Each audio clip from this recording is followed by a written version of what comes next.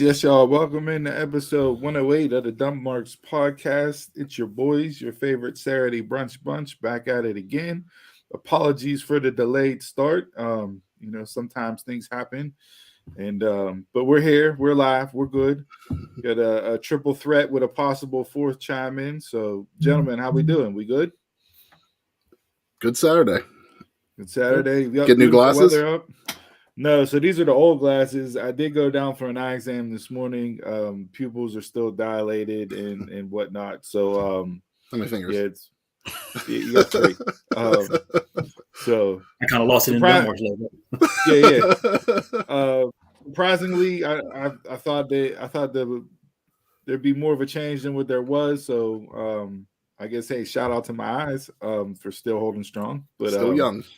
Yeah, still young. Just like Arthur. Ball up. Don't make me turn into a meme. Talk one. Okay. All right. But so this is where I wanted to start the show. And I wanted to bring this up a couple weeks ago, but people have been off, and I apologize for not being on last week. Sometimes life gets in the way and you got to handle some shit. And unfortunately, I had some stuff pop up that I had to handle and take care of. So I do apologize for not being here last week. Sent a little text over a little late to the fellas in the group chat, letting them know, hey, not gonna be on today. Not it was not today, but you got to handle life sometimes, man. So right? No, absolutely. We were here for you. Yeah, your boy's worried. Let's checking my phone. Like, is he responding? Yeah, no, and yeah, I appreciate the lookout. I'm glad to know that you do have true friends out there that'll check on you whenever you're not supposed to be where you're supposed to be at the time you're supposed to be there. So I appreciate the love and support there.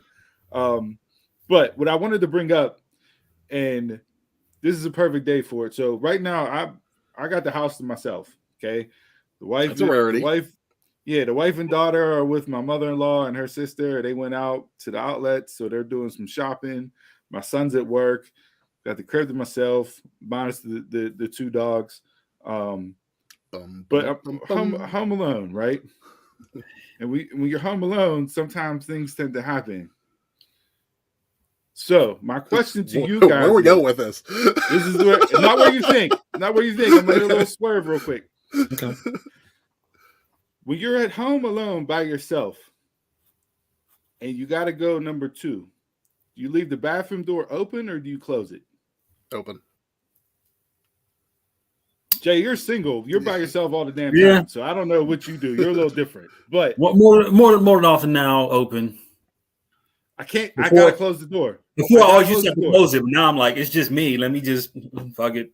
I can't do it. The door's up. The door has to be closed, or else like I just can't. Like I pucker and nothing happens. Like the door got to be closed. Can't do it. It depends. If I'm home and I know someone could come home at any moment, door's closed. But if I'm home alone, I know there ain't no chance of anybody coming in. What am I closing the door for? I don't know if it's a comfort thing, if it's a psychological thing. Like I have no idea, but like the door got to be closed for anything. Like can't do it. You know those times you're at the front door struggling with the key, right? Yeah, and you got to go, and all bets are off. That's when I learned I don't have to close the door. Now, even then, I'm running. Even then, I'm rushing up the steps and I'm closing the door. Like that's too many steps. Yeah. And then here's the follow up question to that, because and we're not going to stay on this long because. But, there's a follow up from me, so and me. So follow up. All right. Let me ask my follow up question, because I got friends that used to do this. Will you go number 2? Do you take your shirt off? Are you naked? Like, are you buck? Are you all natural, or are you like just shirt on, pants down? Around? Like what is it? Because I know people that will go and it like the shirt has to come off, or they're completely buck in the bare raw, just all natural. That was my follow up. Okay, I'm going one sock. Just one sock? Yeah, you gotta have that grip. When you're struggling, you got to. Just the one. You don't need both. You got the just the different one. texture. You got the different texture on your feet on the floor. Like you got. I'm down to one sock. Everything off one sock. Every time. Every time. Is that how you handle business in the bedroom too? You a one sock guy? You got your plant foot ready. But the plant foot can slip with the sock on. You know what I mean? Like, or the game changer? Do you wear the socks with little grippies on the bottom of? Really planted down. Old hospital socks on. Yeah. You're trash, yo. If you're in the bedroom handling business with your girl, you got on hospital socks. You're trash. She better clown the hell out of you if you got on hospital socks. Talking about I need better grip for my downstroke. No, you don't. One sock? You in there one sock, Jay? Handle business in both rooms, the bathroom and the bedroom. You're one sock guy. Down to one sock. I can't do it work. Will I do it work? Yeah. Like if you are like everything on like that, I'm not getting butt ass naked. Hey, I know people that do that. I know people that be at work and shirts off and they're hanging it on the back of the door. Like there's times you gotta take one pant leg out. Well, if you're you need to go see a doctor. You need to go see a doctor if you take one pant leg out. That's one of those times. Issues. I'm 6'3", man. I can be sitting in those tight ass skull stalls, like so. I use the handicap every time. I'm in the handicap, so. I'm not tall, but I'm wide. I'm built like a Grand Prix wide track. I'm short wide. But you gotta get the wide stance. Yeah. Gotta get the wide stance out there. Here we go, Taekwon. Yep. We'll get to that in a little bit. We'll bring that up because that's No, I got that. It was a heated debate there. So. I have something that I was going to bring up a little bit later, but this ties into what you brought up, Steve. So I'm going to bring this up right now. So I was sitting there scrolling last night on Instagram, and you get those ads every now and then of products that are recommended for you or whatever, and this one just caught my eye. I was like, "What the fuck is this?" So we're going to call this part "Who buys this shit?" Okay. All right. This is a toilet seat bumper. Is that real life? Somebody really came up with that? This is on Amazon. Is that for the seat, the cushion? This is for the seat. So it's looks like little Legos connected together. Then you put on the seat. Let's see. I know there's a picture with it, but what is it supposed to? So look how happy this guy is with his toilet seat bumpers. So you put it underneath, and then it comes with a little strap. So it's just supposed to lift your toilet seat up off the toilet, like an inch or so. But my favorite part, the features of these. They're top quality toilet seat bumpers. Super fun light orange color. Because you're going to fucking see these things whenever you're sitting on the toilet. So they had to make it super fun. But my favorite part are the benefits. Anti-shock and very sturdy. What are you doing on the toilet that you need anti-fucking shock? Well, I mean, that initial plop down, that initial. I mean, if your seat ain't tightened all the way, sometimes you'll be on it, and if you shift the weight a little bit, you'll get that the seat will slide and it'll throw you off. It just, you know what I mean? Like that could ruin some things. This. If you buy this, you're a psychopath. Buy it and try it. I'm about to have Jason reviews. You will buy the toilet. Jason just on the toilet looking like that. With one sock. You can't tell because of the box right there, but it looks like he's got both legs in at least. My man looked like he just hit a 4-leg parlay on FanDuel. He's out there happy as hell. Oh, man. All right. I was looking at it going what the hell? That was the perfect tie-in for what you brought up. So, yeah. All right. Enough of that. But hey, hit us up. Social media, Facebook, Instagram, or Facebook, Twitter. Hit us up. Let us know if you are home alone by yourself and you got to handle business. Door open, door closed, and let us know. We're gonna come on here next week. Throw it up on a Twitter poll. Close on, close off. Throw it up on a Twitter poll. Door open, door closed. Close on, close off, and vote. some of y'all are gonna be nasty. This is gonna be nasty. All right. So enough of that. Before we jump into the debate from the other week. Well, yeah, fuck it. Why not? Let's go. We'll get into it now. Jason is the vanilla cake clapper. What about chocolate cake, Jason? Look, so Jason shared on Facebook this week. Jay, you want to elaborate on what you said? Yeah, the Little Debbie Christmas tree cakes are out. Yes, they and are. I said the chocolate are better than the vanilla, but I'm gonna still clap the vanilla cakes though. You can't find the vanilla everywhere, so I keep on buying. You can't find the chocolate everywhere, so I keep buying vanilla. But I prefer chocolate. Back on. And I told you that is the one and only time that you picked black over white, and it was the wrong thing to pick black over white on. 100%. You are definitely in the minority on this one, brother. I gotta come with a dashiki next week or something, man. Y'all, Black Horn don't believe me. He don't believe that. If you have one, yes, you need to wear it. I don't know. I don't mind the chocolate Christmas tree cake from Little Debbie, but the white is numero uno. You're not going to up that. Yeah, no, there's no debate there. I got chocolate right here. I got my vanilla. But that's not a Christmas tree, so it's different. And you know what else I hate about the Christmas trees? You only get 6. That must be that Target exclusive. I get 5 in my box. Oh, 5. So you get 6 of these. Well, the shape's different. They take up more space in the box. But you're still getting less. But the tree's the same size as both of those.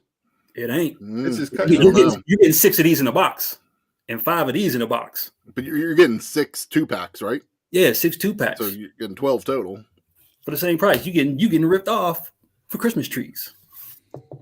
Tis the season. I mean, I don't know what to tell you. It's a hell of a marketing plan by Little Debbie there. Your girl knows how to make money, man. She does. Right. But they are 2 for $5 right now, so I'm gonna double up. Where? At least they were 2 for $5. Walmart. I heard at Giant Eagle whenever I was this week. They were 2 for $5. Okay. Yeah. So, all right. We want to hop into gaming, or we just want to go bell to bell, save gaming for the end of the show in case Donald hops on at some point in time, possibly. I do have gaming. He sent it over, so we're gonna run through it. Yeah. All right. Okay. Yeah, run through it. PS5 has a DualSense Edge controller, which will be released January 26th for a price tag of $200. Not paying $200 for a controller. No, it's like their version of Xbox's Elite controller with the interchangeable buttons and all that jazz. Do I get a system with it? I wish. If your controller comes with a carrying case, that's too damn much. That's God of War Ragnarok reviews are out now, so expect spoilers. Konami had a Silent Hill presser on Wednesday. They have 4 games in development, the biggest being a total remake of Silent Hill 2. Not sure if you guys are fans of those. I did not play those. I think I played the first one, which is claimed to be the best of the series. The Silent Hill remake will be a PlayStation exclusive only. The other titles would be named Silent Hill Townfall, Silent Hill Ascension, and Silent Hill F. And each game has a different developer. So I think there'll be all different types of styles of games. He's saying one is like an interactive game, and the original one, the Silent Hill 2, will be your traditional Silent Hill style game. Resident Evil had a presser Thursday, showed a new trailer and 15 minutes of gameplay for Resident Evil 4 Remake. It's still slated to come out March 24th of 23. 15-minute trailer just for a remake? And you're giving away too much game for me. Yeah. And a new trailer, new gameplay of Resident Evil Village DLC will be out October 28th. So what all the fans were clamoring for. I did see scrolling last night, and I got I have the Street Fighter, the arcade 1-up, the Street Fighter cabinet. That has Street Fighter 2 Champions Edition, Street Fighter 2 New Challenges, and then Street Fighter 2 Turbo. But I was scrolling last night, and they got an NFL Blitz. and NFL Bits Gold Edition are the two. I might have to put that on my Christmas list from Santa. It's a little pricey. It's on the pricier side because it's a 4-player. So is that new or is that just a remake? I don't know if it's new or not. That's the first time that I've seen that cabinet from Arcade 1-Up with the NFL Blitz. Yeah, no doubt. Just say no. But I love Blitz. Blitz was one of my favorite games in that 2001. What was that? 2001. Yeah, whether it was on N64 or arcade version, like it didn't matter. I love Blitz. So I'm gonna put that on my Christmas list and see if I can slide that into the daddy present for Christmas and birthday, since my birthday's New Year's Eve right after Christmas. So we'll see. Probably not. But yeah, it is. Daddy present sounds like something you're supposed to get for your birthday. That present ain't been around for a while, so I digress. We got a happy birthday shout out. Oh, happy birthday, man. Happy birthday. Now, I don't know if you're being serious or you're trolling. He's trolling. He's trolling. Happy birthday, though. Yeah, I saw Ty in the comment section for Kenny's watch along on Monday night. He was bringing it to them too on Monday. Nice. Yeah, them guys. Mad love for those guys. All right, so we ready? Bell to bell. Let's do it. All right, let's jump into it.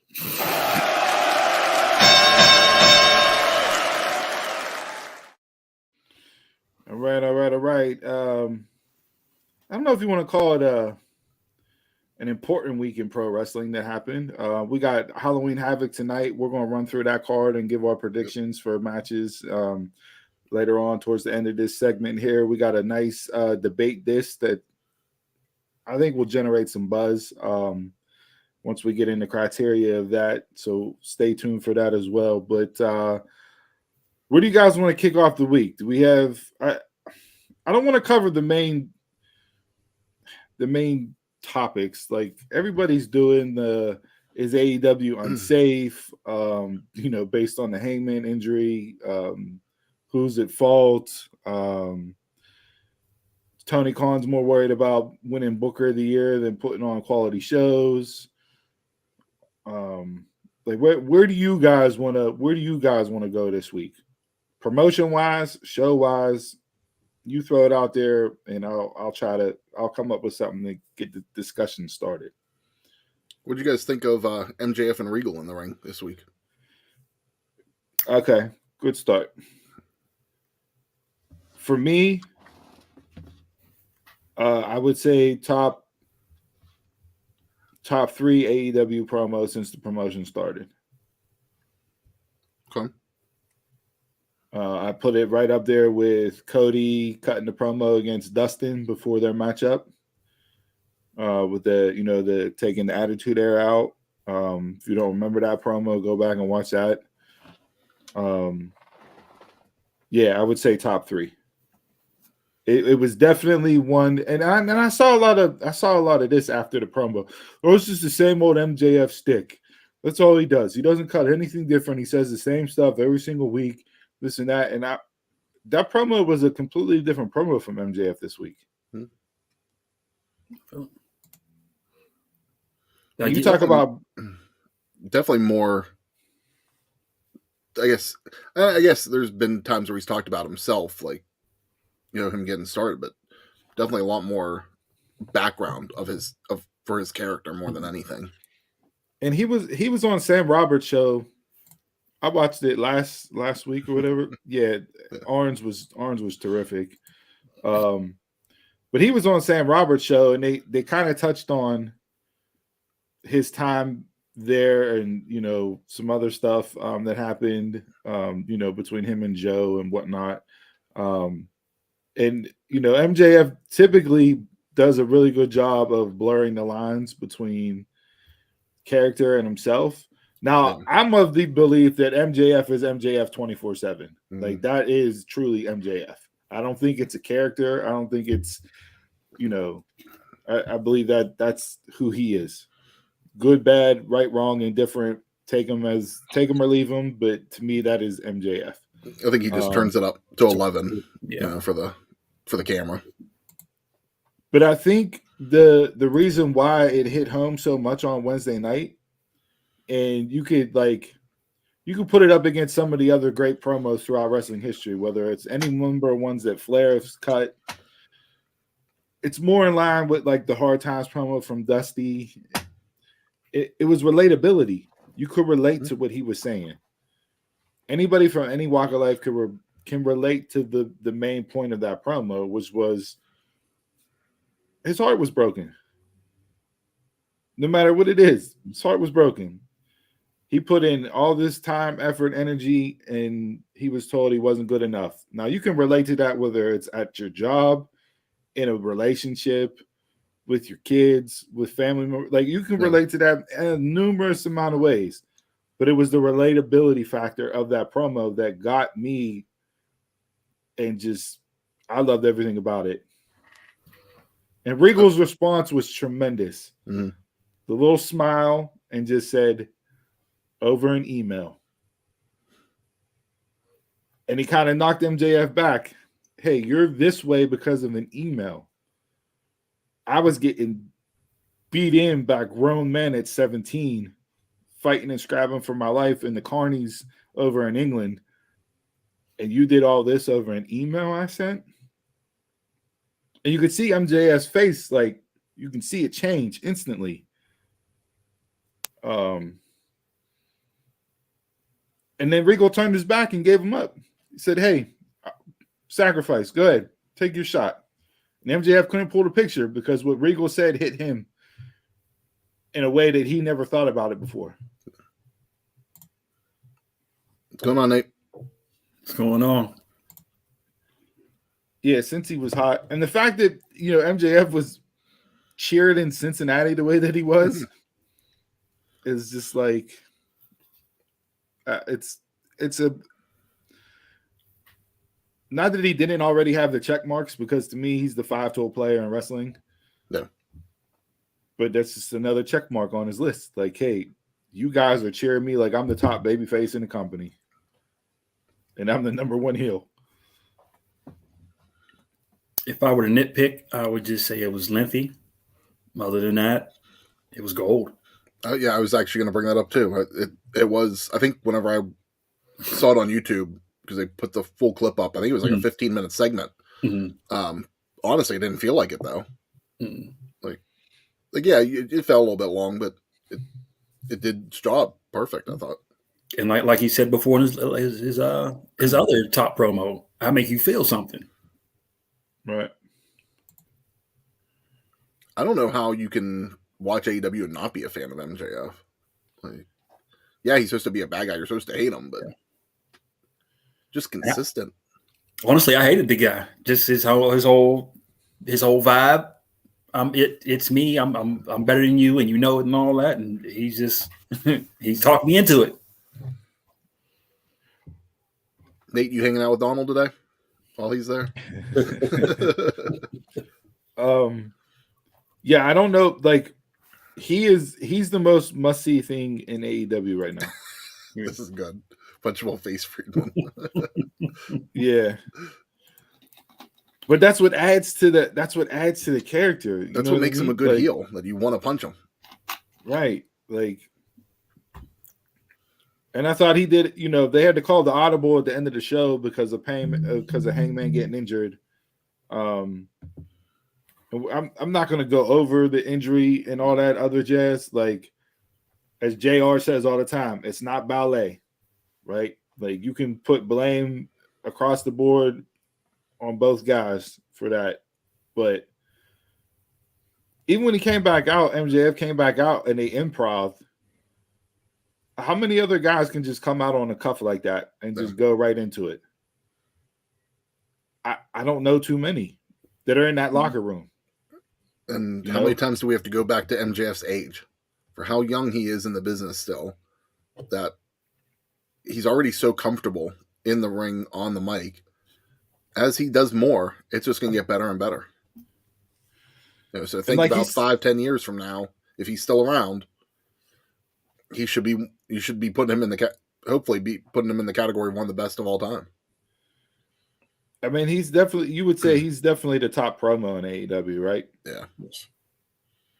And he's arguably the top wrestler in AEW. You go back and look at his matches, he's put on 5-star clinics with multiple people. Him and Darby, him and Punk, him and Jungle Boy. Just 3 off the top of my head. Go back and watch those matches. For everybody that says MJF's only a talker, you're dead wrong. Dude can go in the ring. Yeah, he entertains me in the ring and on the mic. And then I give him credit for the amount of work he's put into his physique lately too, with his time off. Like he's looking like a main eventer right now. Oh, he got yoked on his. He took that little 3-month period, and he said, "I'm hitting the gym. I'm hitting the protein shakes. I'm doing like." He's like, whether it's him setting himself up for this bidding war of 2024, which I think is just all a work, and he's not going to leave, but we never know, right? Regan is clearly the best promo. But no, I mean, it's literally like you talk about Vince talked about the brass ring all the time, right? Grab the brass ring, right? Mm-hmm. MJF, from the time he stepped foot in AEW, and he was like this in MLW. So if you weren't watching him in MLW before, whenever he was generating all that indie buzz before he actually signed and debuted with AEW Night 1, a big fan of his in MLW. Yeah, him in the Dynasty is just tremendous. Mm-hmm. But he's shown that he wants the ball and should be given the ball from Night 1. Like he doesn't wait for anybody to give him anything. He goes out and takes everything, and he shines in everything that he's in. There's not too many segments where MJF left my screen and I was like, I didn't like watching that. And if you go back and watch him in MLW to now, you'll definitely even see that evolution of him and how he's grown just in that time frame. But he was tremendous in MLW, so it's you know what I mean? Like you were already there, and now you're up in your game. Yeah. Like you said, in that Dynasty group, that was the perfect gimmick for him in that promotion. So yeah, I thought arguably top 3. You could say it's number 1. And there's been some good promos in AEW since they started, but that's that for me is up there. I think that one, the Cody one, those 2 really stand out to me the most. There's probably a couple other ones, but yeah, that was tremendous stuff. And like I said, Regal, he's a goddamn gem. He may be from England, but he's an American treasure, and they better protect him at all costs because he is tremendous. Yeah. And you know that it worked, and you know that it was spot on, because as soon as Regal took the mic and opened up his mouth, he got booed. Like they booed William Regal, who again is a national treasure. And were they chanting "You fucked up" or something at him? I don't know what it was, but they booed as soon as he opened his mouth to speak. They booed him. Like that instant, that moment right there just goes to show you that is a perfect segment from all ends. The babyface got booed the minute he went to open his mouth.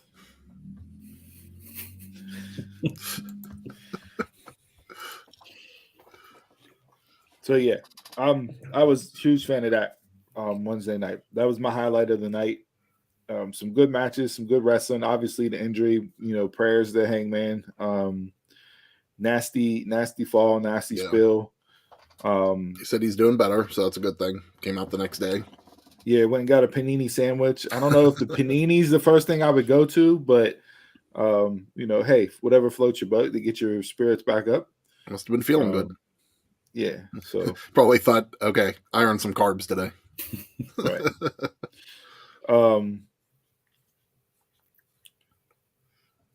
Yeah, it was other like we said, it's really not, out of those two ballet. things. I didn't think there was much in AEW this week.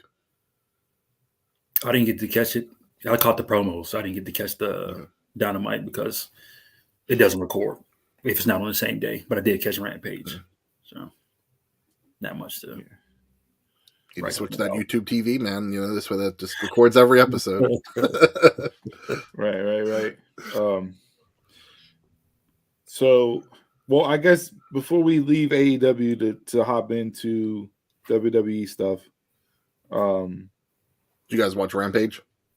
Yeah, I did not. Me and the daughter were watching. I had her watch the original Halloween last night. Okay. So we were watching that while Rampage was on. But, the Acclaimed beat Nice and I forget what the other dude's name. Was it Woods? Josh Woods? Yeah. So, varsity athletes. Okay. Yeah, so they're going to be. They got Scissor Me back, so that was the big thing last night. Did they? Technically. You could have held on to that for a little while. Speaking of Scissor Me, get Billy Gunn. Mr. Ass, Daddy Scissors was, depending on what you've read or follow up on in the tea leaves, rumor and innuendo, he was slated to appear on the anniversary for DX. It was a done deal. And then I guess Road Dogg has come out and said day of. No, it wasn't. Not coming. Got pulled. Allegedly, in negotiations, Tony Khan said, "You can have Billy Gunn, but you got to mention AEW." And WWE was kind of like, okay. They kind of, well, maybe we won't say them. We'll have a little graphic in the bottom corner of the screen, AEW. But then they decided against it all, and it just broke down and didn't happen. First question is, should he have been there? One. Yes. Okay. I think we can all agree on that. It was a no-brainer, right? Two, if he were to show up, who is that more of a benefit to AEW because he's on WWE TV? It's a benefit for WWE. Or is it a benefit for WWE? It's a benefit for AEW. Because it goes on without him. And it went on without him. Yep. Like it didn't feel complete not having him there. Yeah. Benefit, yeah. It's a definite benefit. I think it's only a benefit if people are going to be like, oh, I'll tune into AEW. I don't think anybody's going to be like, oh, Billy Gunn's on Raw. I'm going to tune into AEW this week. So I thought there would have been a lot more, and maybe this just goes to show that the WWE universe is truly the WWE universe.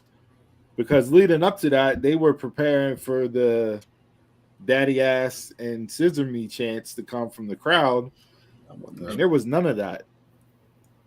So I don't know if he would have came, if that would have been something that I would have liked to have seen if he showed up and was there, what the reaction would have been, if there would have been the crossover with the chants from the crowd, or if it was just strictly, hey, this is a DX guy out with DX, and we're going to cheer and celebrate DX, and there was no reaction for what he's currently doing. If you played it right, you could have got the pop. Like if they all came out and then like we forgot somebody, and then he pops out, you would have got the. I think you'd have got the oh shit pop. I would have liked that. It was barely a 5-minute segment, anyways. Mm-hmm. So it's not like it would have been. There would have been a lot of time to do stuff because they pretty much Road Dogg kicked it off, then it went to X-Pac, then it went to Triple H, then it went to Shawn, and they had their greatest hits. Yeah, that's all. And it was done. It was done throughout the show. It was done right, and the way they ended it was right. If Vince is running that production for their anniversary, it's a completely different story, and it's like too much to the point where I won't enjoy it. Mm. But Hunter, I thought, laid it out and did it perfectly. They got their they got their jokes in. Yeah. They got their jokes in without like being, oh, you're the creepy old dudes trying to be cool. But they hit their jokes, in the backstage segments. Then they come out and do their greatest hits, send it home. They made fun of their age. Hey, if we're around 25 years from now, don't let us do it. Put us out of our misery. Like I thought it was all well done and handled. It's just interesting to see that, like, okay, the beef is still real, right? Like, you know, and allegedly NXT Deadline, which is their next special after Halloween Havoc, is now scheduled for the same day as ROH's show on December 10th. So Hunter's right back to pitting. Hey, we're going right back at you. Yeah, but are they going to be right back at them with, because Ring of Honor is going to be at 4 p.m. now that day.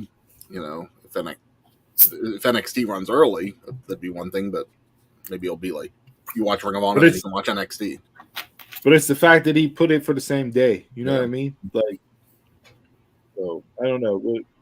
Are we ever going to get head-to-head wars again? Probably not, because I don't see Dynamite moving off of Wednesday. Like, they're not going to jump to Raw, and Raw or SmackDown's not going to move to Wednesdays because they book in the week. So, like, that just depends on the money. SmackDown used to be on Tuesday, used to be Thursday, well, Tuesdays was because they used to tape it Tuesday. And they just kept it as part of the schedule. So, like, you did get a mention of it in the claim wrap that they won the ratings war on Tuesday.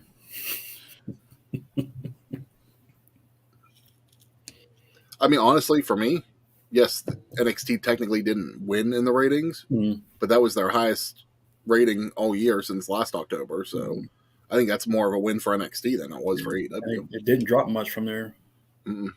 Usually. But you loaded that card up. You had Owens, you had Nakamura, you had the Good Brothers, and you still. But you were fighting. You were fighting to retain your viewers.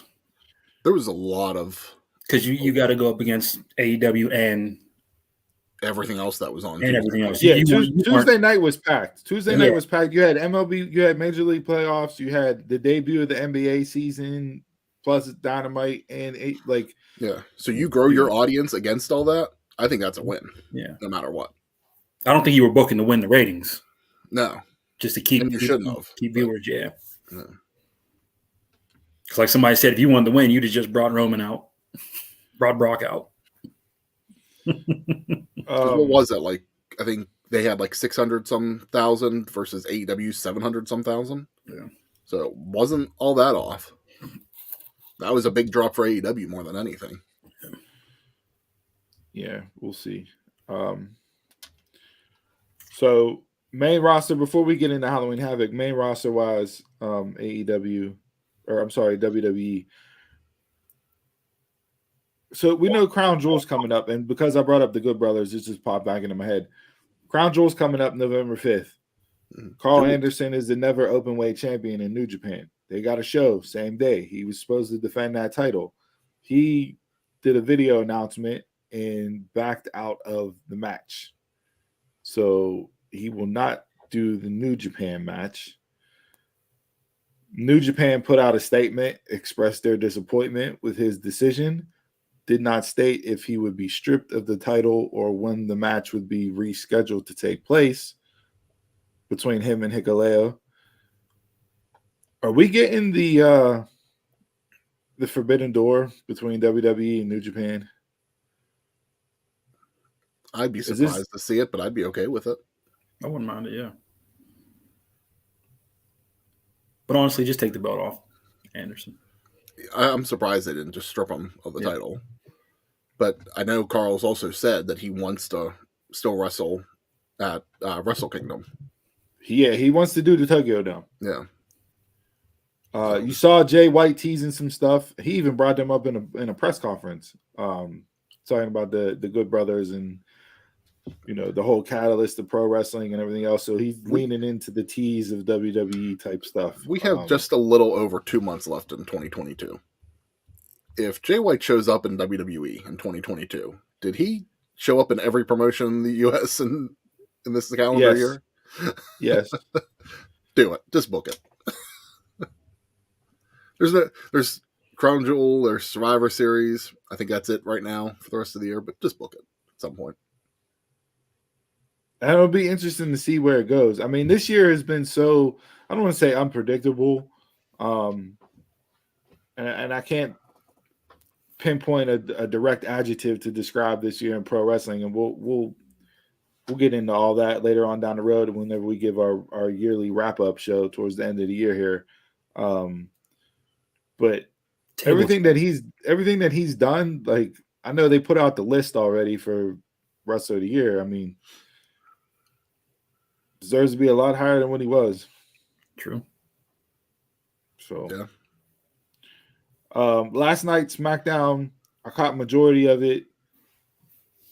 I saw some people with screen grabs afterwards whenever I hopped back online after I got done watching Halloween with my daughter. Was there a new character allegedly in Bray Wyatt's stable that either debuted or had a screenshot or was in a video segment? Like I saw the screen grabs of it, but I went back and fast forward through the show again to see where I could see it, and I couldn't catch it. So I think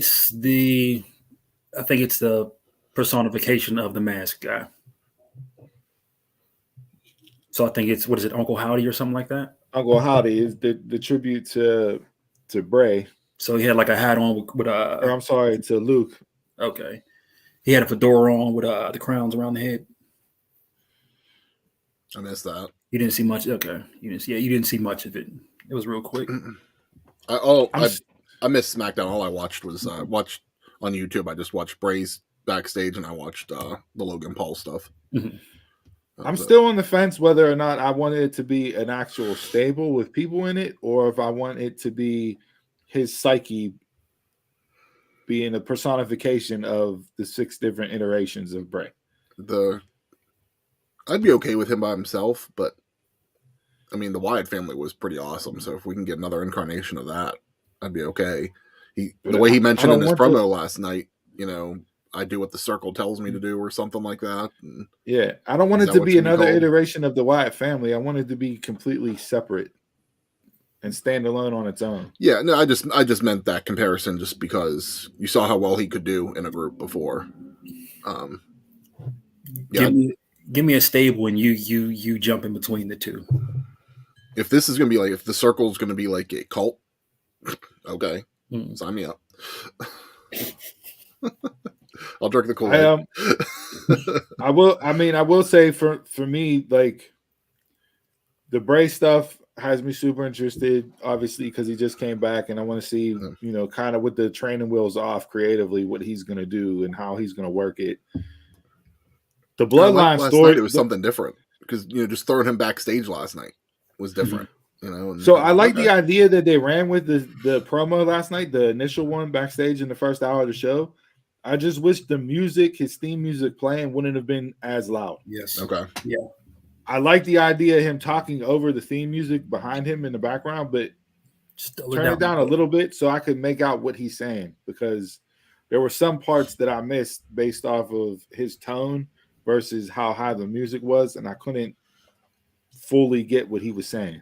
Yeah. Something I caught last night was the lighting behind him, and I don't know if it was just the way they did the lighting just to do it or if it's going to signify anything, because I know right now they're saying that he's just going to be on SmackDown, but he had the red and the blue lighting behind him. Like one side was red, one side was blue. I was like, I wonder if this is supposed to signify anything, that he's just going to go wherever he needs to go. And he's always played both sides. He had, the help and hurt on the gloves for the Fiend or whatever it was, but he's always leaned into the dark versus light. You know what I mean? Like, so yeah, between him and the Bloodline, like that Bloodline storyline is tremendous. Yes. And I don't know if Logan Paul is not going to beat Roman Reigns, but the way that they're using him to further the storyline of the Bloodline, I think is perfect use of him. Let him shine athletically, but like using him as part of that storyline to further it along is perfect. Did you enjoy his promo? I didn't mind it. I thought, for him not doing it, it was what it was. Like, could a full-time wrestler cut a better promo than that? Probably, given the same material, but I'm not going to completely shit on him for it either. I actually enjoyed it. It wasn't like no top. It wasn't no MJF, but the fact that he stood in there, like before you seen him in like back and forth, which just felt off. They let him go. I do wonder if the acknowledgement of the hard cam live on air is going to get him in any hot water. Because if Vince was back there, he would have been done. Yeah. You don't say hard cam on air, like, you know what I mean, like. But he's a social media dude, right? That's how they're hyping him up. So like he's gonna do things a little differently, which I don't mind. But yeah, like I said, using him. The promo was what it was. It wasn't too long. You know, having Jay attack him hitting him with the one hitter quitter and putting him out to show, hey, one punch. You're not Big Show, but at the same time, you're a pro boxer, so I can understand to play up the whole maybe Roman's in trouble if he gets caught with one good one. Much like whenever Tyson punched out Shawn at WrestleMania 14, and it was just that one quick punch, and Shawn was just laid out for the rest of the show. But I mean, Sammy and Jay Uso, like it's gold. Such good television, dude. Solo does nothing, and he's gold. Yeah, like easiest job. Just what Sammy said. He's cool. I mean, and I like Logan's line last night for, you know, your name's Solo, but I never see you by yourself. Like, I thought that was a good line. Mm-hmm. Like, yeah, I mean, Sammy is the consigliere to Roman Reigns from the Analyze This perspective is just tremendous. Did you guys see that Sean's been helping out Logan Paul? Yeah, Sean gave an interview, talked about why he agreed to train him and everything else. And Sean put him over to the moon. So, like, I mean, listen, you can hate on Logan Paul all you want. You may not like the guy based on what he's done social media-wise, presence-wise. Does he have checkered marks in his past from some of the stuff he did? Absolutely. But the dude is talented and he's an athletic fuck. Like, if he's picking up on it, he's picking up on it. So you're not going to learn from anybody better. So if Sean can make something out of him, great. To me, I'm cool with it because I think it's just fitting for the Crown Jewel event. You know, it's just like it's an event that not everybody gives a shit about normally. So now Crown Jewel obviously is in Saudi Arabia. It's a different crowd over there. They lean more towards the legends and the older ones, you know, the older wrestlers and everything else. You put that match on last, right? Do you put that match on last? There's nothing really else booked right now other than maybe Brock Lashley that I could say could go last. Brock and Lashley, just because it's Lesnar. Like, yeah, that's it. Lesnar in Saudi Arabia, I could see them throwing him on last. Nothing else booked right now that makes me say, no, this could go instead. Just... I don't know. We got a couple more weeks. I want to see what they're going to do with it. Got 2 weeks to build up. What'd you say, Jay? Like Logan Paul is global enough. Yeah. Have him go on last to be, you know, have fans over there. Yeah, I know he's global. I don't know if Saudi Arabia is the right audience for him or not. Could be. I don't, but we'll see. All right. Anything else from the week that was? Impact? I sound like a broken record, but like for me, it was probably the best show of the week, top to bottom. Great storyline wise with Bully Ray. They're doing him as a legend done right, coming back, and what they're telling, how they're adding layers and building it up into whether or not he really truly is doing this the legitimate way, because he wants to erase the stigma that's around him that he's just been a dastardly heel his entire career and has always taken shortcuts and done things not the right way. So they started that off. Great opening to the show with that and suspense and story throughout the night.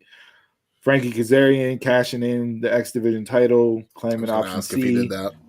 Yep. He did it last week, but he came out and discussed his reasoning why.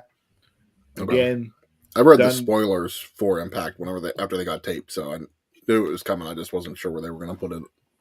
Yeah, done really well. Made a whole lot of sense. You know, him and Josh Alexander are going to have a banger of a match. Like, I hope him and Bully have a good match too. Kaz is super underrated in ring wise. What did I from my complain about standpoint. going into Bound for Glory? That it was the same formula with them for the same people constantly. You know, you got this person, and you got this person, and you got this person. Next two challengers are going to be different. I like that. Right. So, and then Heath and Rhino, Jay, you got on the I Got Kids shirt. They won the Impact Tag Team Champions.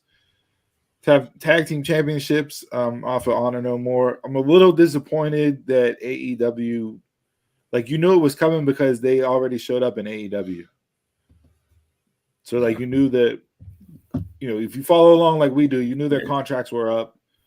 You know, AEW already debuted them, so you knew there was no disbelief watching that match. You knew who was going to win based off of everything else that transpired. So I'm a little disappointed that I got spoiled that way. But no, I mean, Impact, solid show. MLW announced that they're coming back with their Battle Riot, Chris.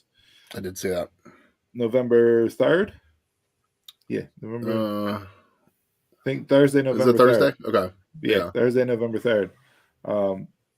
Those are always tremendous. So I'll be tuning in for it. We talked a little bit about that last week because I said we brought up that they're going to be on that Pro Wrestling TV now. So we'll see how that does for them. I'm hoping they're still on YouTube, but I don't know if they're just going to completely move over to Pro Wrestling TV or what. Right. I know they said they're still going to be on BN Sports. But because I think Pro Wrestling TV is just going to be their streaming service, they said. So, Rob, real quick, what'd you guys think of the U.S. title picture scene that we got Monday night? Because it was the most featured thing on the show. Mm-hmm. You now have three people with Seth at the top, and you got three people. You got Ali, Riddle, obviously, and Elias. Like, it's amazing how one night you can just instantly set up a title picture and have legitimate people with a gripe to go after the champ, and it all makes sense. And they did that all on Monday night. To me, the whole show was bookended. It started off good and it ended good. I liked it. I mean, we all know that the U.S. title's been the focus with not having a champion on Raw. Mm-hmm. So out of the three challengers for it right now, who? I don't think Seth's dropping the belt right away because you know. If this was a normal like mid-card title right now, I could see Ali getting the title. Mm-hmm. But yeah, Seth just winning it. It's not going anywhere. I'd say go through Elias and Ali and then put it on Riddle.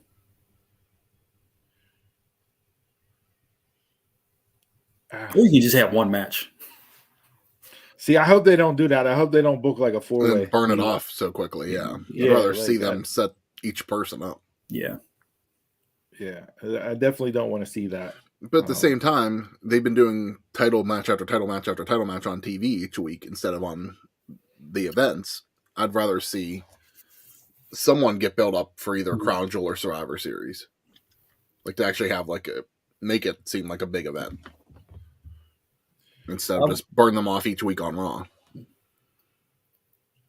I was going to say this for next week, but I want your thoughts on title matches as of late.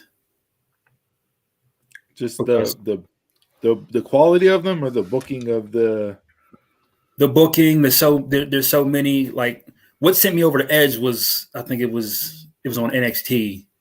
It was the Brawling Brutes just had a random title match against Pretty Deadly. And I was just like, you know what, this is too much. There's just too many title matches. Mm-hmm. For me, it's losing prestige. All right. Every show since you've been having title match. We'll table that till Donald's back on the show. So we'll timestamp that, mark that down, or take notes. We'll table that. So since you brought up NXT and all that, let's get into Halloween Havoc tonight. I'll break that down. Anything you guys want to talk about before we start getting into the matches, or? We can tie in Tuesday night based off of what went on as we go through the card. Okay. We'll start with this one. Ambulance match. Julius Creed versus Damian Kemp. Them talking is just killing everything about this for me. Yeah. But give me Julius Creed, to me, is a star. look wise, intensity wise, he can wrestle. It's the talking aspect that's going to be sink or swim for him. And this was not that good. Wasn't that good of a showing, you know. I get the idea behind the match, and I know you're doing Halloween Havoc, so we got to do, the theme matches. And WWE this week, it was rumored to be that they're, yeah, Don't follow NXT, huh? no, but there was rumors that their 2023 premium live event schedule has changed because they're trying to get away from pay-per-views that are gimmicks. Mm. We talked about this a couple weeks ago. I brought up my gripe to Kenny that you're doing a gimmick pay-per-view to have gimmick matches that hurts the matches because they got to be gimmicks. And this is one. I don't mind it if you're doing like one a year. So like if you're going to do Halloween Havoc and make that your gimmick pay-per-view for the year, I'm okay with it because it's Halloween Havoc. I understand going in, that type of deal. Spin the wheel. I'm all for that if you're doing that as one show. But I want to come back to that gimmick pay-per-view thing after we're done with that predictions. Yeah, I'll go Julius Creed here, but this has not been one that's grabbed my attention from a talking aspect for sure. He's a hype guy. You get him hype, you got him go like a minute talk, get your all your points out. He's good. Once if you have a sit down, it's terrible. And I feel like he's like Cody. Like remember when Cody had to get past the lisp? Whenever he first came out. Now it's like you don't even think about it anymore. Dude, go back through the history of wrestling. So many people have lists. Especially the talkers have them. Both of them do. Crazy. Yeah. I hate ambulance matches. This is one of those gimmick matches that does nothing for me at all. So it's like when they announced this, I was like, I don't give a shit about this match. Unless Ray is strapped to a stretcher, you don't care.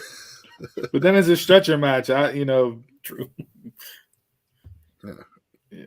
I'm gonna go with Creed on this, but this really is the only match on the card that I'm really not even looking forward to. Maybe it will end up being the banger of the night. Who knows? But we'll see. Moving on. Spin the wheel, make the deal. They haven't done the wheel yet, so I guess they'll do that before the match tonight. Apollo Crews versus Grayson Waller. I think this is going to be a really good match. Grayson Waller has grown on me tremendously. I couldn't stand him from the beginning. But I get it. I get him now. I get the character now because it's been long enough. It's breathed enough. They laid it out well enough. And he's talented. Like I fully expect them to have a really good match tonight. I'll say Waller for the win here. I don't know what you're doing with Apollo Crews down there. Like he's not getting the Mandy Rose treatment that we thought he may get whenever he went back down there. But I got Waller in this match. I'm a Waller fan, but this storyline is just killing me. It's killing them for me. So, but I'm gonna go with Grayson Waller. You guys know I don't watch NXT consistent week in week out, so it's like I still haven't clicked with Grayson Waller yet. But what I've seen, Jason, I'll agree with you. I haven't really enjoyed this storyline between the two. I agree that Apollo's just kind of getting lost on NXT. I expect him to be a lot better down there. Like I think he did more the first time he was there than they've done with him while he's there now. But I'd be surprised if Apollo wins, so I'm gonna go Grayson Waller as well.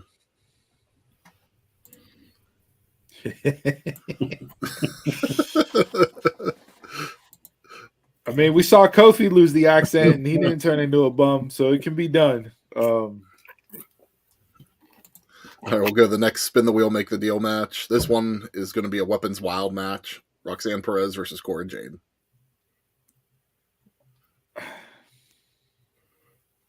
I've been let down by this. Like these two to me are probably arguably the two best women's wrestlers in NXT right now from a wrestling standpoint. But I don't feel like they've done like it's a junior high girl fight type storyline. And I don't it just hasn't hit for me. So I've been let down by it. I think the match will be solid tonight, but I guess which has been the theme through these first couple predictions, the story going in, it just didn't really it didn't do anything for me. I think we saw better junior high girl fights. I know Yeah, I did. I mean, I got the kind of the Bring It On vibe. You know what I mean? Yeah. I just didn't work. The whole pick your poison type stuff, I thought it was decent. Rhea, God bless Rhea Ripley and her pins. She really leaned into that one heavy this week. It was her first match back. She wanted to show off. Boy, did she ever. Yeah. But yeah, I agree with It was rushed. Breakup happened way too early. Yeah, way too early. Yeah. Way too early. But I mean, Roxanne is only 20. Yeah. May have just turned 21. And she's already been up on the main roster. And she looked real good on the main roster. Yeah. And she didn't seem out of place at all. Bully Ray, I first learned about her from Busted Open, and Bully Ray was just over the moon about her and everything. And I'm okay, let's slow the hype train around a little bit, but nah, she's definitely it for sure.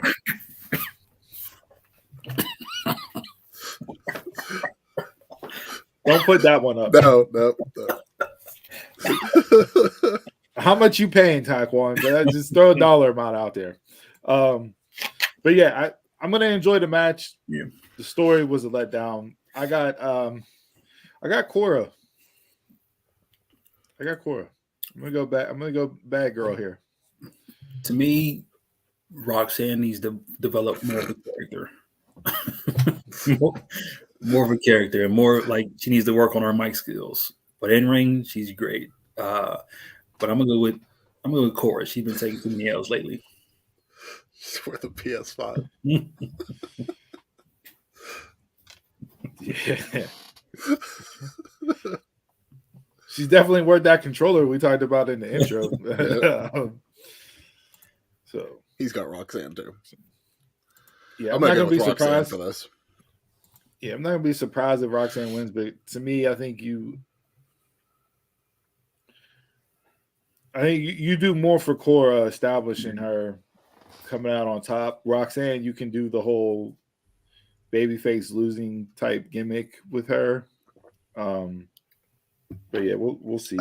I don't think that it's going to be a call up. I think I think you're just going to see them bring NXT people in and out, for a bit.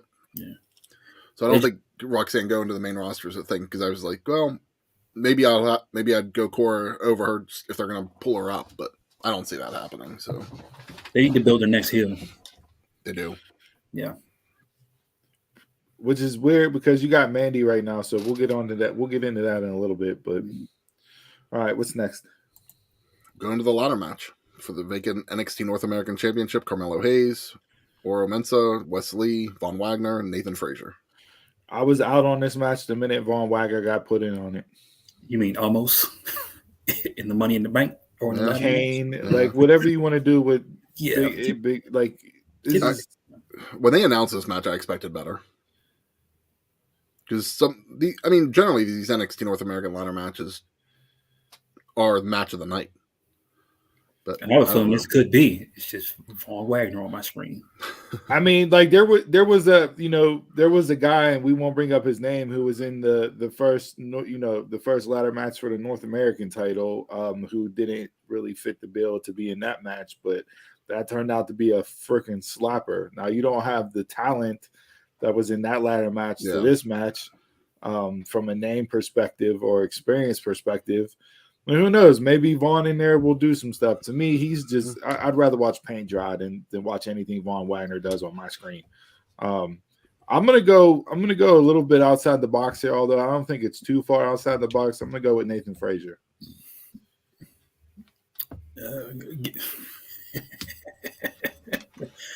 Give me Wes Lee. I think it's time. He needs that. He needs that push. Do something with him.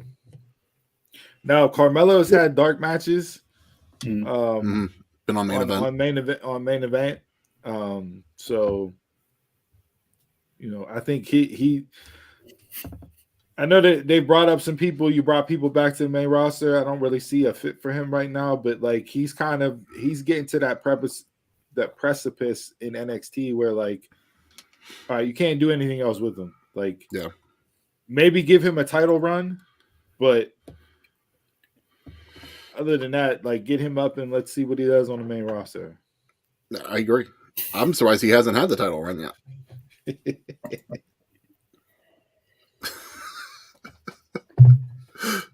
Yeah, I've been surprised that they didn't put the strap on him yet. I was expecting that this year, but he held the North American title for how many months out of 2022? So I don't know. I don't see Carmelo regaining it. I'm kind of with you, Jason. I'd like to see them do something with Wes. They haven't done a whole lot with him since the tag team broke up. So I'm a huge Wes Lee guy. I love them in Impact. The whole Rascals thing, everything else. Once Wes. Yeah.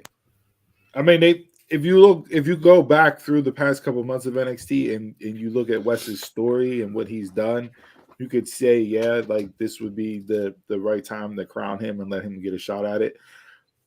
I don't know. Like I said, I'm just going outside the box for outside the box sake and picking Frazier. I will say if Wes does win the title, I think he would defend it a good amount on TV, but I don't know if I'd see a long title run out of him. I don't know. You were talking earlier about the next NXT event, being in November. Maybe it's only a quick title run or something. December. December. Deadline same as ROH, the 10th. All right, up next. We'll go to NXT Women's Championship, Mandy Rose versus Alba Fire. I'm not a huge Alba Fire fan. I don't know why. Like, just I don't know. She switched to Alba Fire. Yeah, one of those names. Maybe, but I mean, she was like the 600 other women in wrestling that are named Kylie or Kylie, some iteration of that. Kylie Ray. I still don't see Mandy Rose losing. Like I'm not tired of it. I'm not over it. But she's gonna end up being. She's almost the longest reigning NXT Women's Champion of all time. Total number of days wise. Is it going to be a year? Coming up on it. So you got Asuka, and I think she's either right at Shayna or right before Shayna. Google. Let her break the record. Are we counting solo or combined altogether? No, Asuka was solo. Solo? Oh, yeah. solo. Yeah, so it's just one run. And I don't think they've done enough with Alba during this story to make it be like, okay, this is the time to switch it. Like for me, if she was to beat Mandy, it would be completely different based off of the story that they've told. You've done more with Toxic Attraction during this story than you've done with Alba. Right. Yeah. The stuff of bringing in Sonya, thank you. I wanted to say Shayna, and I knew that wasn't right. Bringing in Sonya, I thought that was perfect. That was a perfect storyline to bring Sonya in for. And it's like if she stays or if they just, she's just comes in and out when she's needed or whenever they come up to the main roster finally. But I've enjoyed it the past couple of weeks. Yeah, I got Mandy. You brought Sonya in, so you let this play out a little bit longer. Now, I'm not sure if this is going to bolster up Toxic Attraction or if Sonya's going to play that Ultimate Heel and give maybe Mandy a babyface turn. That'd be interesting. Because they'd work well together just being friends in real life. Yeah. They'd have a great match. So, like, to pull the complete double turn and have Mandy go uber babyface, I don't think she has the crowd behind her. Even if Toxic were to turn on her with Sonya, I don't think Mandy's not at the heel part of the run where the fans love her yet.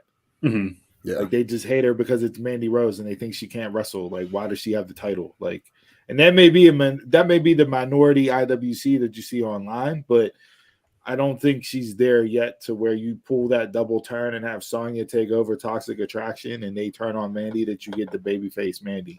Now, if you're going to do that and have Cora go after Mandy as the heel based on Cora beating Roxanne, then okay, I can kind of get behind it and see how it plays out. Mm-hmm.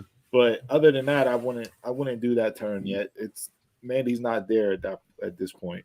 And you had Mandy She's shown come back no this babyface week. tendencies. Yeah. You had Mandy come back this week, and she's basically old Mandy now. You know, kind of back to like how she looked before. So it's like the reason that stood out to me is I'm just wondering, are they getting ready to call Mandy up, or You did all get of the Toxic fire. Attraction? You did get the Fire and Desire line on SmackDown. Yeah. So yeah, I'm interested to see where they go with this. Mandy is October 26th will be a year for Mandy. So if she retains tonight, she'll probably hit that year mark. She is a little far away from being the all time. Awesome. Shayna's at 416 and Asuka's at 522. Yeah. So I don't know if Mandy will get there, but she might get Shayna, but I don't see her getting Asuka. Asuka 522, and look what she's done on the main roster. Yeah, right. Fucking Vince McMahon. Look what Shayna's done on the main roster. I mean, yeah. All right. I'm gonna go Mandy next? to retain just because I'd be surprised if Alba wins this. Not Mandy. All right, main event. Yep, last one. We got the triple threat match for the NXT Championship: Braun Breaker, Ilya Dragunov, JD McDonough. I don't like this triple threat. Just from the simple fact that, like, if you look at the card, like, you got a multi-man match for the North American title. Like, you have that on the card. To me, you shouldn't be booking a similar match. Breaker. I like that. You shouldn't be booking the same type of match for your heavyweight championship. So, like, I would have much rather have seen Braun and Ilya just go one-on-one. I think Braun's due to drop the belt. I think his run has been stale, not very exciting. Hasn't upped him the way that I would expect it to, but he really hasn't had. I don't think he hasn't had that challenger. You know what I mean? Like that guy. You know, like yeah, Ciampa. That was it. That was it. Yeah, and Ziggler. But yeah, even Ziggler that stuff was just Yeah, like, and where's Ciampa been? I think, you know, maybe he comes back as the Blackheart or in Wyatt's stable. Rumor is Wyatt's stable because he's one of the ones that blacked out his social media. So I put the bet on Ilya. I go Dragunov. He's a fucking hell of a worker. The dude put on 5-star matches with Walter. I love his intensity, his physicality. I think this is going to be the hardest hitting match of the night with these three in there. Yeah. You know what I mean? Like, I don't think they're going to pull punches or shit's going to look soft and not real. Like, I think they're going to be in there laying it in this match. But so we could debate that next week on if they're unsafe to work with. I go Dragunov just for out of the box sake again. Give me JD McDonough. No. Get Braun out the picture altogether. Do I like McDonough as a character? No. Do I like him in ring? Yes. So to see him and Dragunov go back and forth would be gold for me. And then eventually Dragunov takes it off of McDonough. I like that. Honestly, I don't care who wins this match as long as it's not Braun Breaker. Same thing right now. Like what you said, Steve. I haven't bought into him, and you've been a year.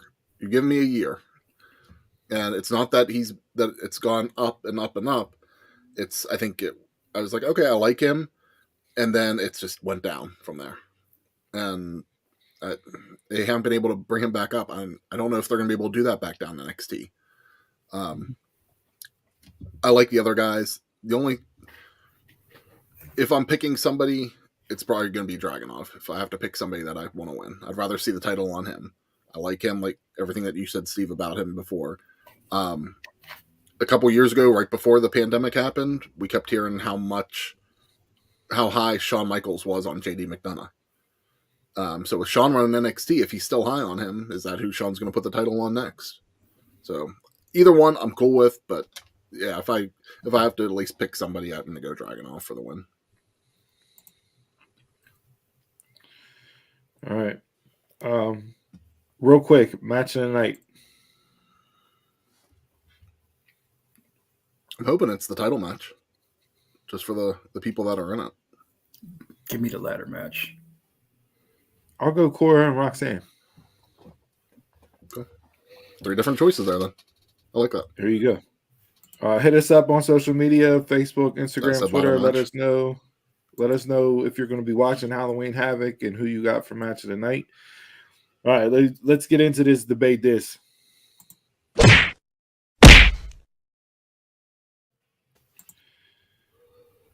All right, so we got the 30 best WWE wrestlers of all time, and this is a list according to 1:37 p.m. Shout out them on Twitter. There's a lot of people on here. Let's just go through the top 10 real quick. Stone Cold, Hulk Hogan, John Cena, The Undertaker, The Rock, Shawn Michaels, Macho Man Randy Savage, Bret the Hitman Hart. This is where I know where Jason's going to go. Andre the Giant, and Randy Orton. So, how's this going? Because there was no real criteria. Yeah, there wasn't. So this list is this is the most subjective of who I like the best list. Is Ric Flair on the list? Ric Flair is not on the list. That was one of the first things that I noticed too. Like, how do you have a top 30 list and not have Ric Flair on it? These last two debates have been biased towards biased against Ric Flair. This was generated by AI. And honestly, the way it seems, because it's not, I mean, it says wrestlers. So yeah. I mean, to me, whenever you say that, I think, who can go in the ring. To me, the list, though, says who's drawn, not like who are the biggest draws in the company more than anything. Yeah. Especially the top 10. I wouldn't even base it on drawing power. I just think this is like the best, the top 30 superstars of all time. But is it? I mean, especially as you go a little bit longer in the list. I mean, how you have Charlotte Flair over Kurt Angle as one of the best wrestlers? Beyond me. So I said I don't think it's in ring. Like, no offense, how is China on this list? But anything, how Charlotte is better than Kurt at anything, I don't get. Oh, don't disparage Charlotte like that. Hey, yeah, I think you're completely underselling Charlotte as a superstar in this era. But I don't know. To me, if you're gonna talk to any generation fans, Kurt Angle or Charlotte, I can't imagine too many of them putting Charlotte over Kurt. Well, your first the premise in that question is wrong because how many,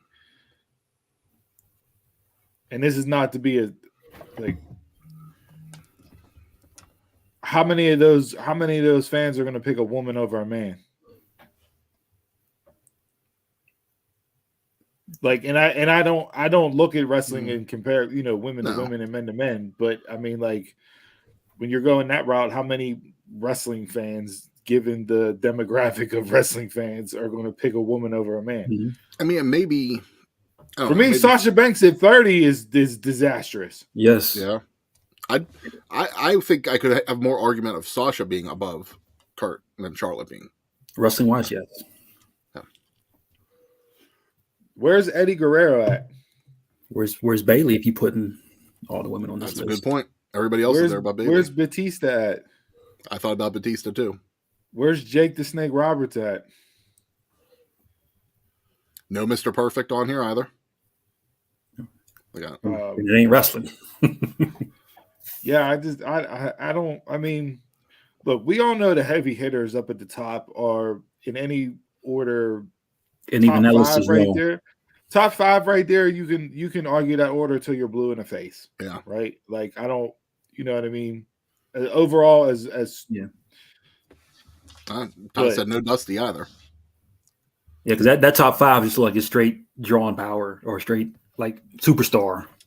Now, Right. Dusty, I might be able to understand not being on the list because if we're just going WWE run, Dusty was always a popular character, but they never put Dusty where he needed to be in WWE.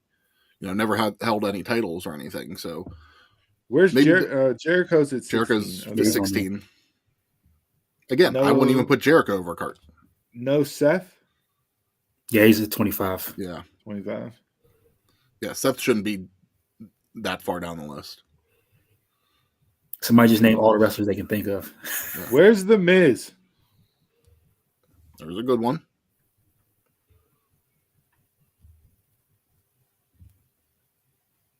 Where's AJ Styles? Oh, there's a real good one. I wasn't even thinking of AJ. There's a Like this is. Yeah, Owen could Owen be on Hart. there. Absolutely. Where's Owen Hart? Yeah. Where's the new era wrestling god Baron Corbin? Oh, we didn't touch it.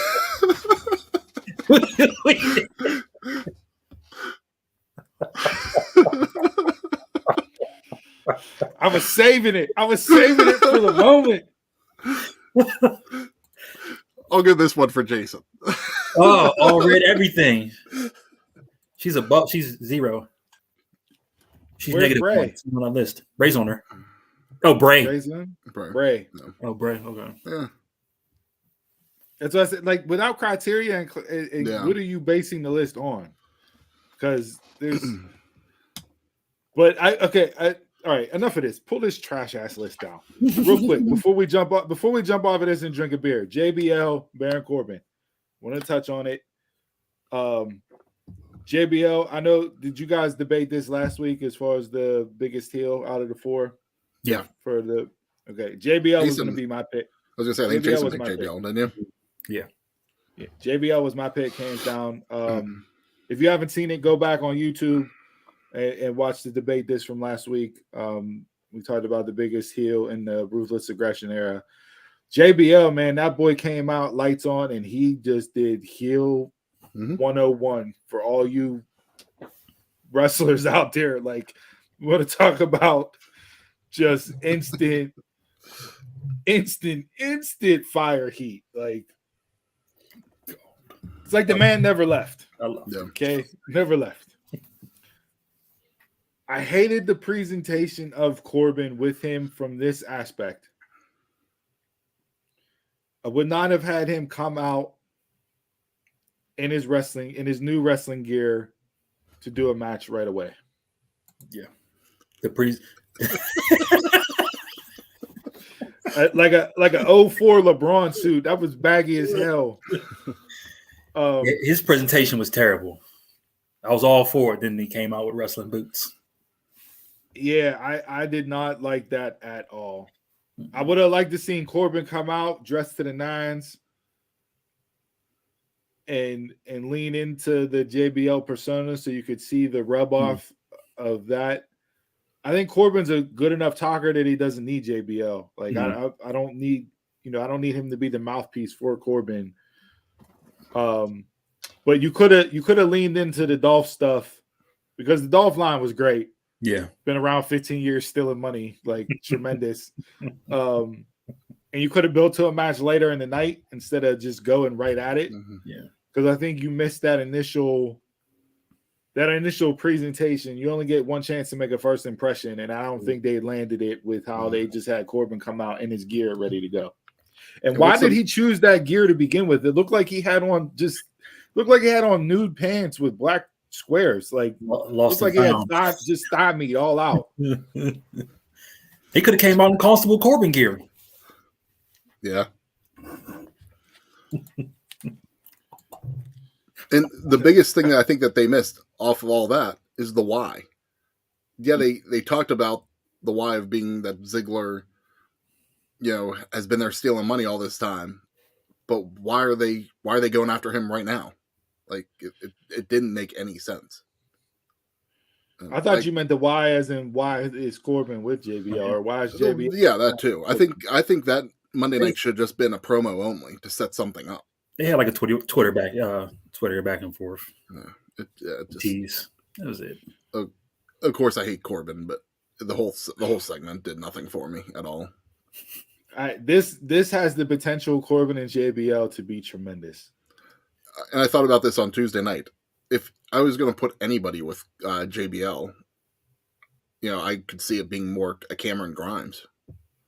Nah, he's not ready yet. I don't even know if it's not ready yet. It's just the look. Like, you look at Corbin, and you can see him being in line with JBL. Like that, you just don't look at Grimes and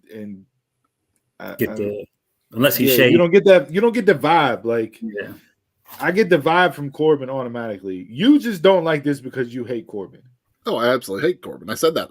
I started with tremendous. That. No, he's the most underrated superstar on that roster. And you talk to anybody that's in that locker room, they will tell you the same. Oh, I mean, everybody seems to love him backstage, so it's like I'm not just talking about backstage. I'm talking about in ring wise too. No. My other gripe is that they gave it went too much. It was like too bad. Right, I thought about that too. That they already did the DiBiase run, but like if you wanted to establish Corbin, this should have been a squash match.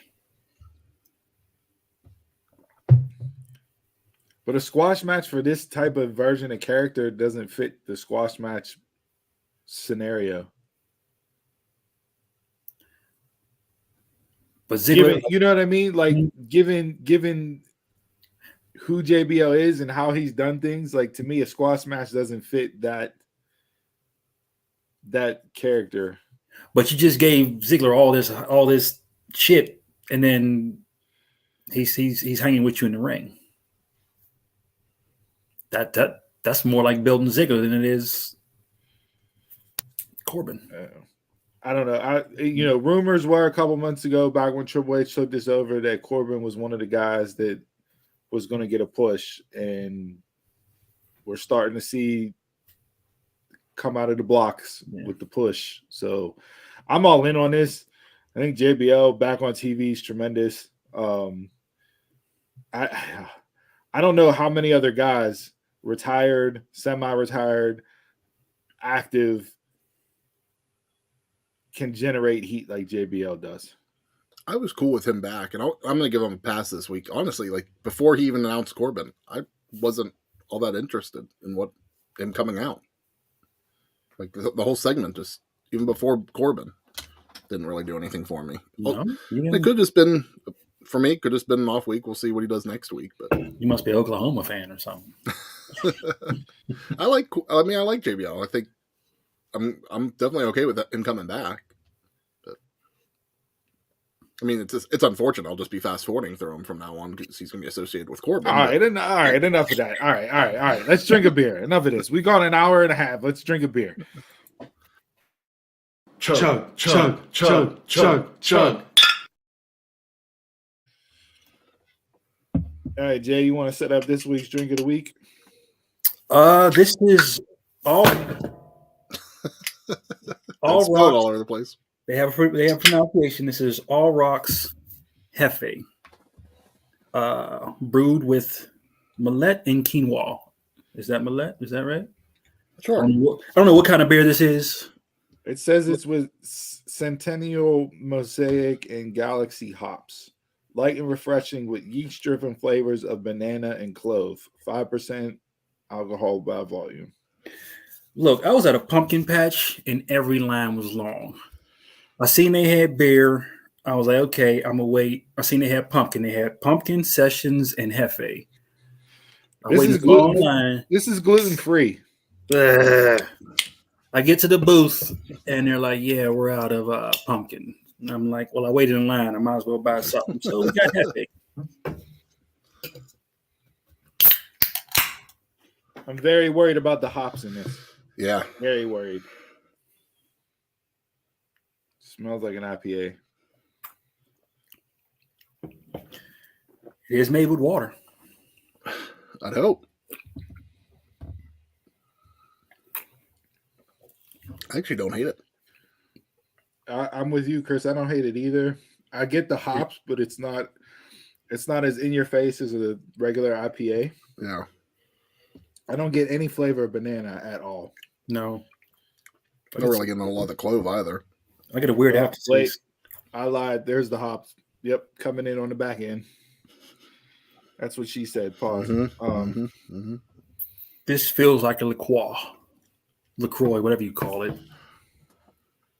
One of those things that are more scented than it is tasty. Yeah, I feel like I just drank a bag of potpourri. Like yeah, nah. The hops definitely come in the after. Yeah, no.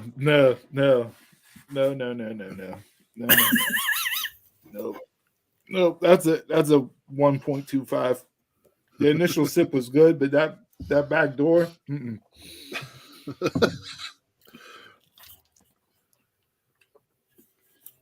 Nope. Yeah, I don't know. I'm not wowed by it. That's for damn sure. Yeah, no. I'm gonna read that. Now I see why the pumpkin sold out.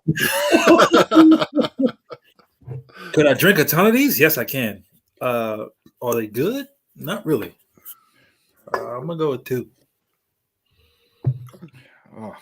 Donald said the beer tastes very bland, like a smoother version of Budweiser. I don't know about that. At best, beer pong beer for me, 1 out of 5. I wouldn't even put this in beer pong. I mean, maybe in Circle of Death because you're adding everything to the cup, so you want to fuck over other people. But this went from Aurochs to Aw Shucks. Like I'm disappointed. Yeah, you were right about the potpourri. Yeah, yeah. I don't think I would use it for beer pong either. It's not that type of beer, but it's something. Is that going to be our baseline now? Beer pong, below beer pong, or above beer pong beer? I'm just going to go slightly better, though. I'm going to go 1.5 for me. Just nothing that I'd pick up again. Yeah. Are we skipping sports this week? I really don't got much to touch on in sports. Like, we can get into a couple things, but... You don't want to talk about Durag himself? Mr. I never forgot his name. Never mind. See, nope. Right there, you forgot his name. Nope. Time for one gotta go? Yeah, one gotta go.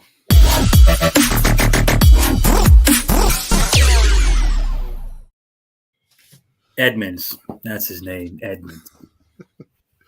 Last week, Donald gave us old school supernatural movies.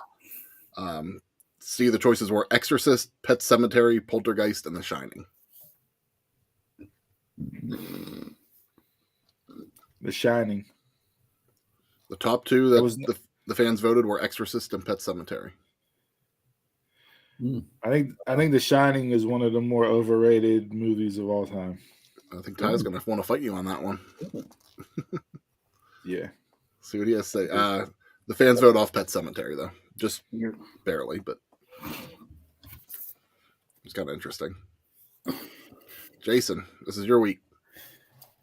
I went with Halloween movies for the family. I made it live action so I can cut out like the Nightmare Before Christmas, your Paranormans, and all that stuff. So, if I'm picking, of course, you know my Hocus Pocus bias. Hocus Pocus got to go. And shout out to Christina Ricci for being in 2 of these movies. Hocus Pocus got to go just because you've never seen it. Yes. And it's trash. I got to tell you, I rewatched Beetlejuice the other night, and it does not hold up like it did whenever I was a kid. Okay. And if I wanted to rewatch Beetlejuice, I probably would have said Hocus Pocus. But as far as like Halloween movies for the family, I think out of these 4, I'm gonna go with Beetlejuice. Get Beetlejuice off the list. Addams Family is not going anywhere. That's staying. Yeah. Casper, it was just Casper. Like, I don't know. Jay liked it because it was a white ghost. I don't know. I'll give her to Beetlejuice. Hocus Pocus and the Addams Family, both Addams Family, aren't going anywhere for me. Watch those every year, building up to Halloween. It's been a while since I've watched Beetlejuice, so maybe I'll have to go back and watch that this year and see what I think if it holds up or not. Super disappointed in it. Damn, I'm going off memory. Yeah, I'm going off memory, and I'm keeping Beetlejuice on the list because it's a movie I enjoyed, and it's like every now and then the ending scene pops in my head. But honestly, I think Casper and Hocus Pocus are in the same category of movies that age group creates as cult classics. I think, a certain age group really likes Hocus Pocus and a certain age group really likes Casper. I'm keeping Hocus Pocus on the list because it's one of my favorites to watch every year. But I never got into Casper all like that, so Casper can go for me. I will preface before you give Donald's take on this on these lists. Next week is my one got to go, and it has nothing to do with Halloween theme. So Halloween weekend, nothing to do with Halloween. It's not Halloween weekend. Next weekend it's the following weekend. Oh, today's the 22nd. Next week's the 29th. Halloween weekend. Yeah, no, don't got nothing to do with Halloween. I'm sorry, y'all are shit freak. Donald said this one's simple. Never got into Beetlejuice, so it has to go. It was one of those movies that just never hit for me. You can't vote Catherine O'Hara off any list. That's a good point. I mean, Michael Keaton is tremendous, but the movie itself does not hold up.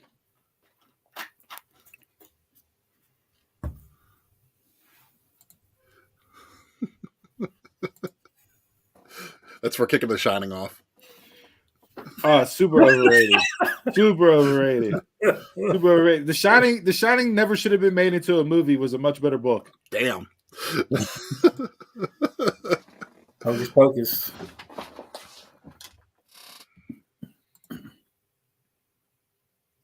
If you want something good to watch. I don't know if I ever watched the movie. I remember the Ghostbusters TV show. Oh, it's not a movie. Not a movie. Okay. Yeah, I do remember that. What? The Ghostbusters cartoon from the 80s. Oh, Yeah, tremendous. yeah. Oh, yeah. They tried to reboot that. That's how it worked. Yo, we gotta have a serious debate. Maybe we'll debate this off of wrestling and venture it out to some other stuff. But we gotta have some serious debate about like 80s cartoons, because when you run through the list there, between Ghostbusters, Ninja Turtles, Transformers, like we got some good stuff to get into there. Absolutely. Yeah, you can make it its own segment because I got a whole lot of top tens. All right, let's get into final thoughts.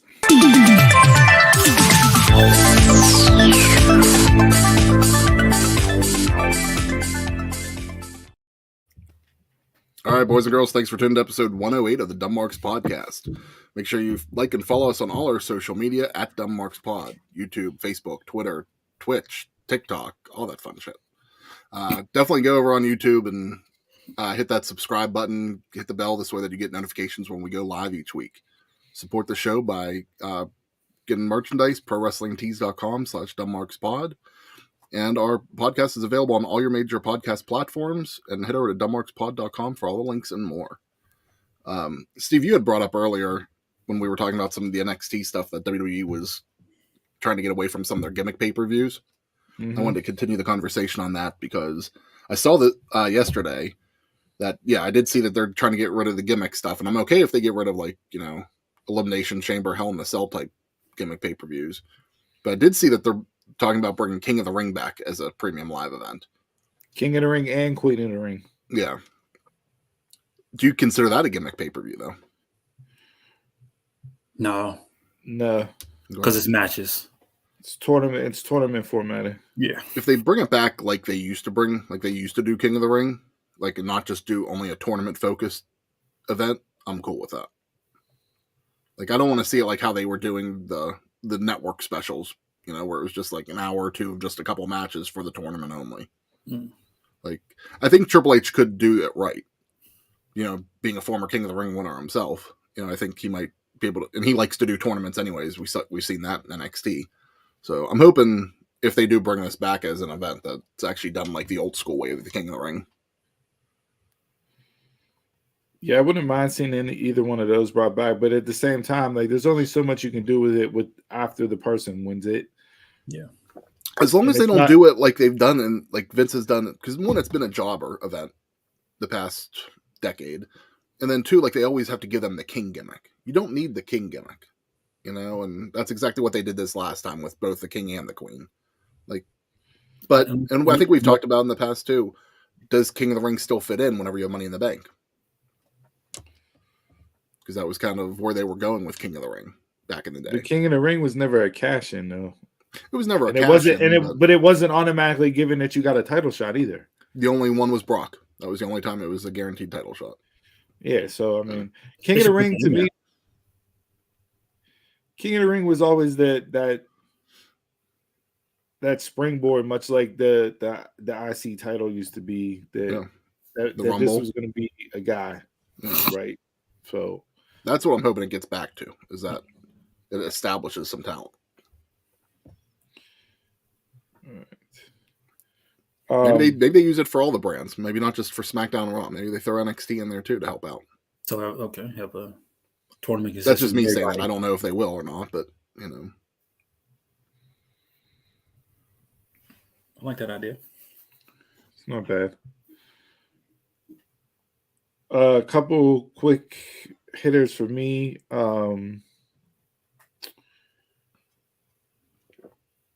AAA confirmed that they have a live action Marvel series similar to Lucha Underground that will be debuting on Disney Plus in Mexico. Yep. So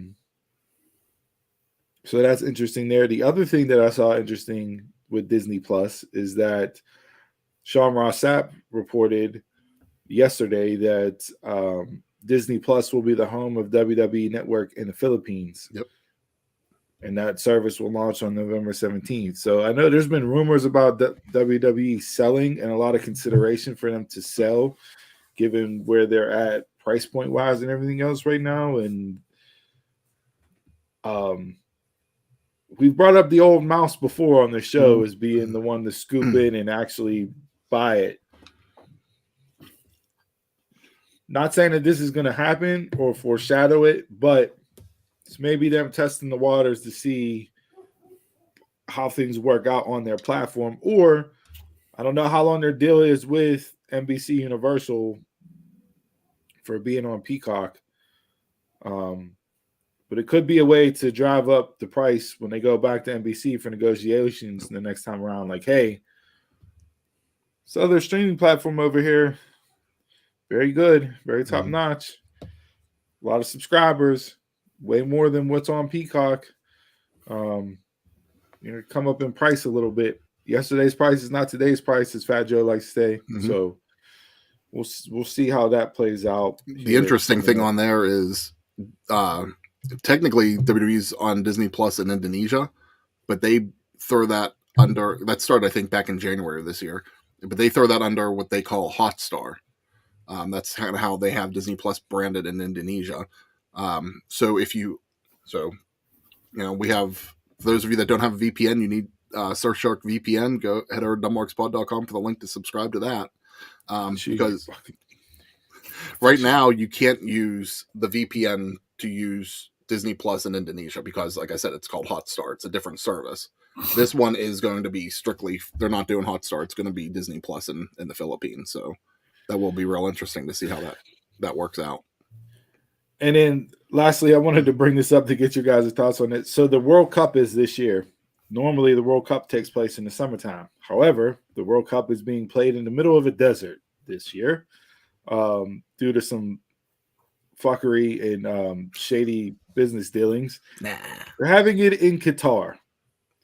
So the event got moved to November, less than a month away.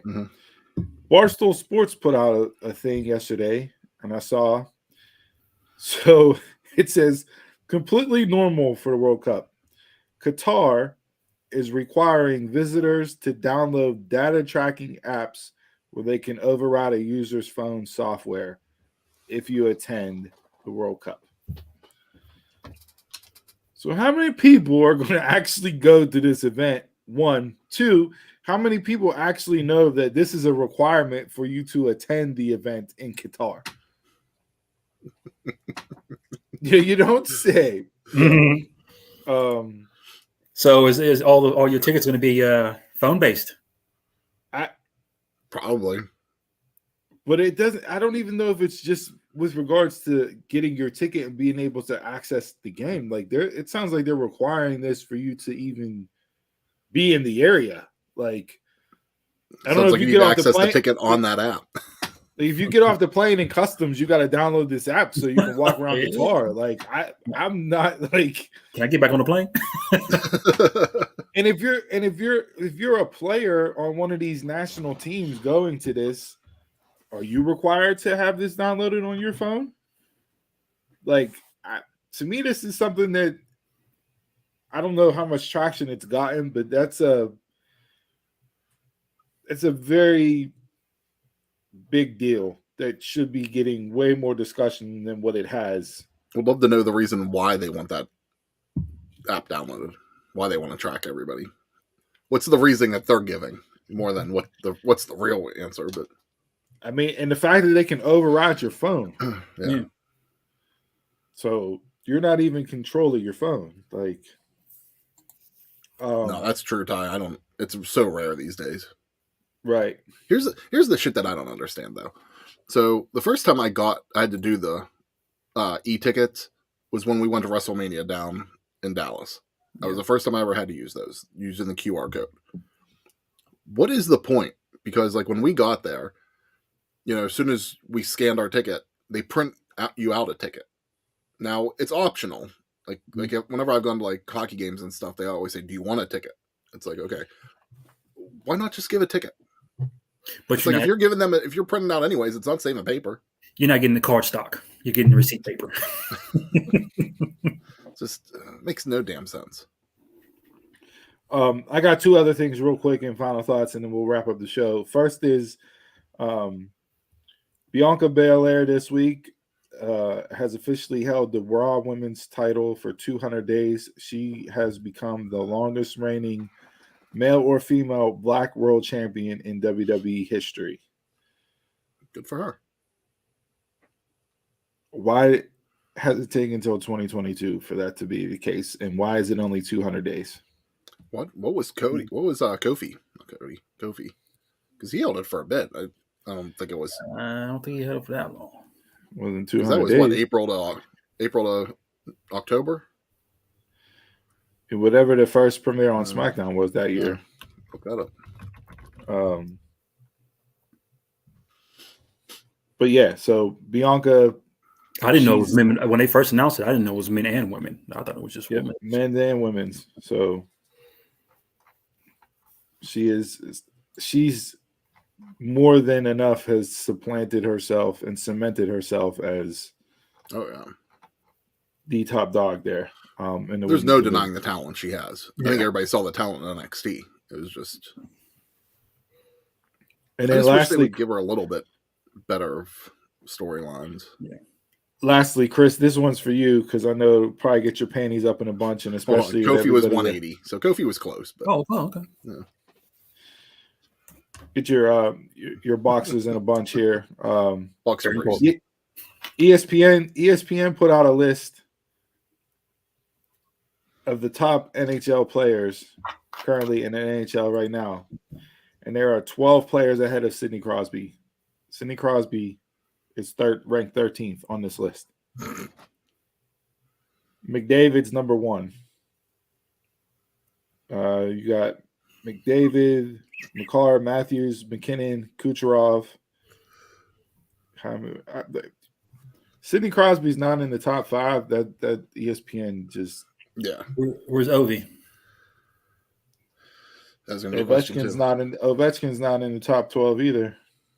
Is this future stars? Is this what's their criteria? It was just the list. Filipponi tweeted it out. So the guy that got 500 goals last season, yeah, he's not in the top 10.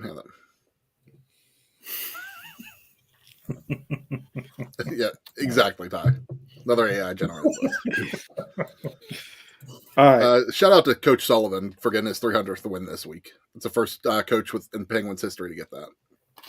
Is he black? He is not. No. Non-hockey, man. Non-hockey.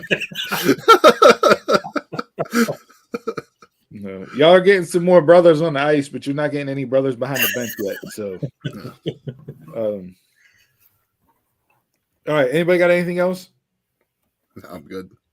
All right.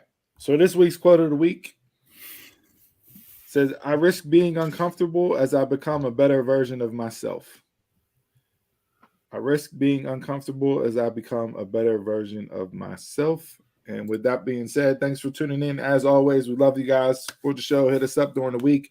Interactions, the more we communicate with you, the better the show is. Again, shout out to everybody that tunes in every Saturday for the Brunch Bunch. And with that being said, I'm a Mark, you're a Mark, Telemark. And until next time, y'all can catch us around the way.